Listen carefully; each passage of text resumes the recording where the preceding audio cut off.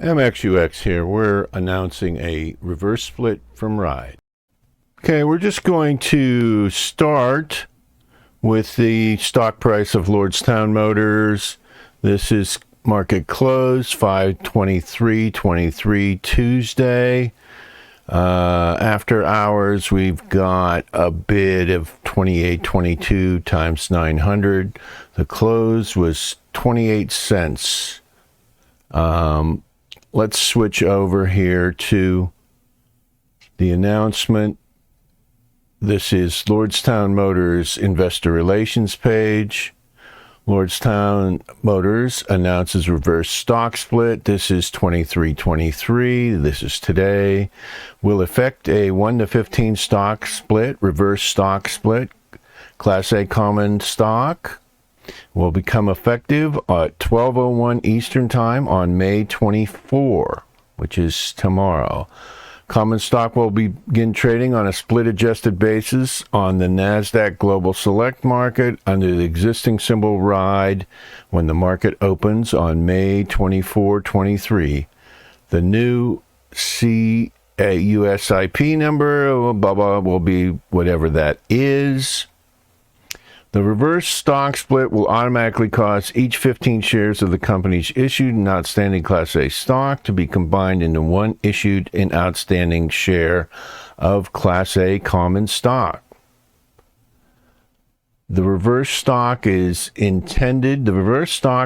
is intended to improve the marketability and liquidity of the Class A common stock. The higher market price can make the Class A common stock more attractive to a broader range of institutional investors, professional investors, and other members of the investing public. In addition, the reverse stock split intended to increase the per-share market price of the Class A common stock in order to satisfy NASDAQ's $1 minimum price bid requirement.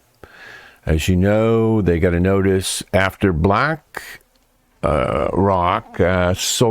crashed the stock price, in my opinion, intentionally.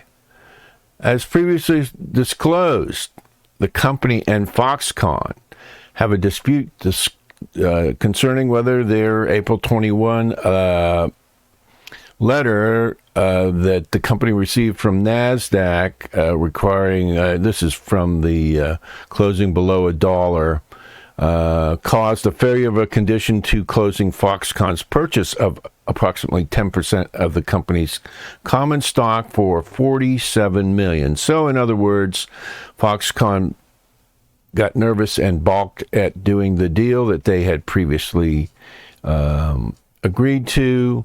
Some monies have been paid. I believe the total amount of that deal is $170 million. This is a payment of $47 million, which is a purchase of common stock. The company, this is Lordstown, believes that there was no failure on any closing condition, and the company was ready, willing, and able to close that transaction on May 8th. So they're at loggerheads, Foxconn and Lordstown. Foxconn took a contrary position to Lordstown and refused to close on that deal. If the reverse stock split causes Class A to remain above $1 for 10 consecutive trading days, and NASDAQ notifies the company that the bid price requirement has been satisfied, that may satisfy Foxconn's, and we have an incorrect as they're stating Foxconn's interpretation was incorrect of the closing condition and cause Foxconn to close the transaction. No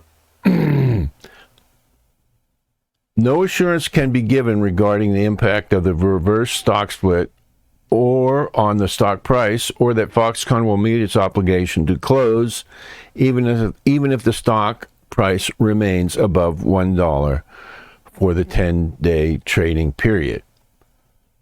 An update on the Endurance. 56 Endurance vehicles have been built and delivered, 18 to customers, 12 since resuming deliveries in late April.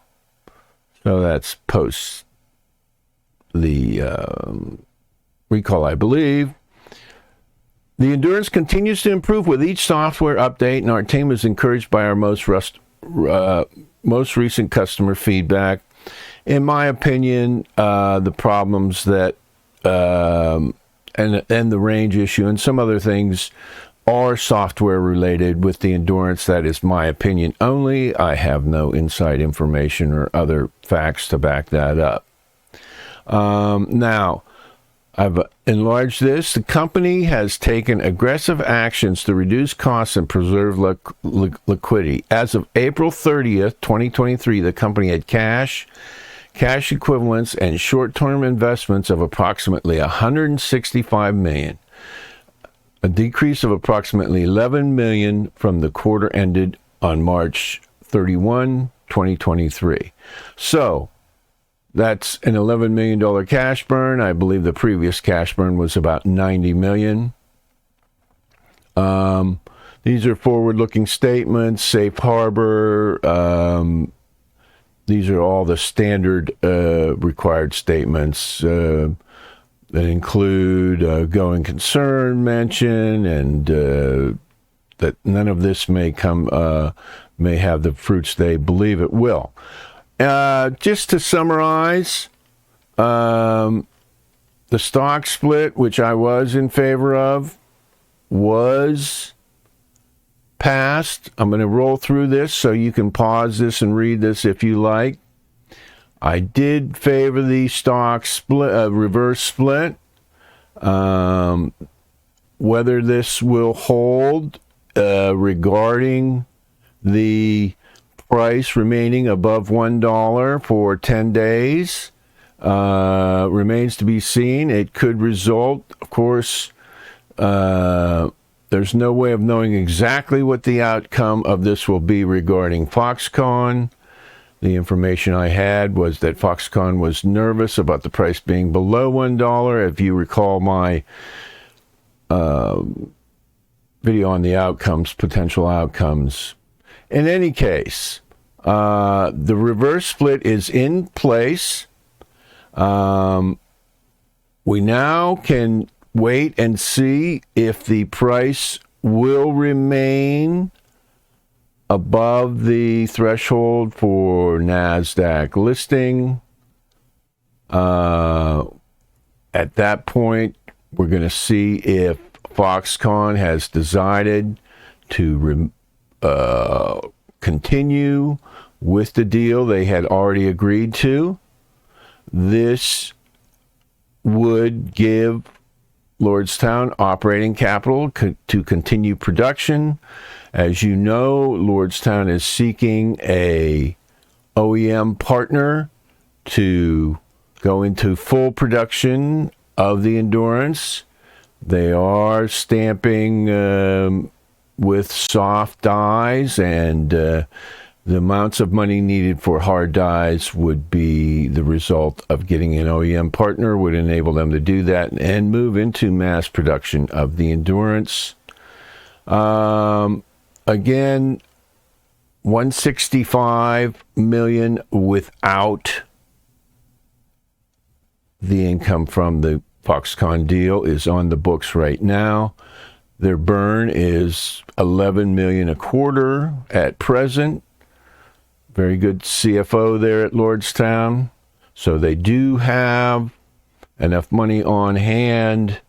It would appear, I am not a financial advisor or attorney, to maintain operations for a while.